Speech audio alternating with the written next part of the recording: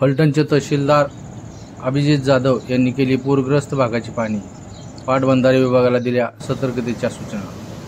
वीर धरण परिसरात पावसाचा जोर वाढला असताना धरण क्षेत्रामध्ये पाण्याची आवक मोठ्या प्रमाणात होत होती। याची दक्षता घेत प्रशासनाने काल नीरा नदीमध्ये तब्बल 70,000 क्युसेस पाणी पात्रामध्ये सोडण्यात आले होते। नीरा नदीत आल्यानंतर नीरा नदीवर असणारे फलक तालुक्यातील खुंटे, सरडे, आसू हे बंधारे पाण्याखाली गेले होते।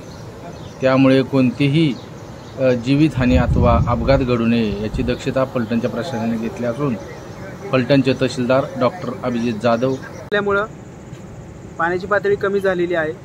तरी देखील अद्याप मी सांगितल्याप्रमाणे आज 23,500 क्युसेक्स ह्या दराने विसर्ग सुरू आहे। आपण बघू शकता आसूच्या बंधाऱ्यावरून अद्याप देखील पाणी वाहत आहे। तर माझी सर्व फलटण तालुक्यातील नागरिकांना आणि विशेषतः नीरा नदी काठावरच्या गावातील नागरिकांना विनंती आहे की आपण कुठल्याही प्रकारे जे आहे आपला जीव धोक्यात घालून अशा दगडी बंधाऱ्यावरून वाहतूक किंवा प्रवास करू नये।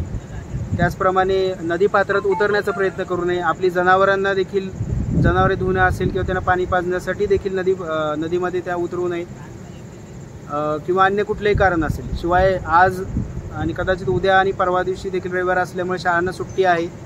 तर विशेषतः नदीकाठच्या गावातील पालकांनी काळजी घेतली पाहिजे की आपली मुलं जे आहेत ती विनाकारण खेळण्याच्यासाठी नदीच्या कडेला म्हणजे उत्सुकतेनं जे आहे ज्याला वर्षा पर्यटन म्हणतात अशा पद्धतीने जे आहे मुलं नदी काठाला किंवा बंधाऱ्याच्या ठिकाणी येऊ नयेत ह्याची देखील काळजी घ्यावी असं देखील मी आवाहन करतोय। सर्व नागरिकांना प्रशासनाच्या वतीनं आणखीन एक विनंती आहे की पाऊस आपला कंटिन्युअस संततधार चालू आहे। तर अनावश्यक रीतीने आपला कुठलाही प्रवास असेल तो टाळावा आणि आवश्यक कारणासाठीच प्रवास करावा। आणि विशेषतः मी परत एकदा आवाहन करतो की अशा बंधाऱ्याच्या ठिकाणी जरी बंधाऱ्याच्या खालून पाणी वाहत असले आपल्याला दिसत असेल 1-2 फूट तरी देखील आपल्या अंदाजाप्रमाणे अंदाज घेऊन त्याप्रमाणे वाहतूक करावी। शक्यतो बंधाऱ्यावरून थोडं जरी पाणी वाहत असेल तरी त्या ठिकाणी चालत देखील जाऊ नये किंवा आपली गाडी देखील घालण्याचा प्रयत्न करू नये। आणि आपल्या जीवाला धोका निर्माण होऊ शकतो। प्रशासन वतीनं मी सर्वांना पुन्हा एकदा ह्या पद्धतीने आवाहन करू इच्छितो।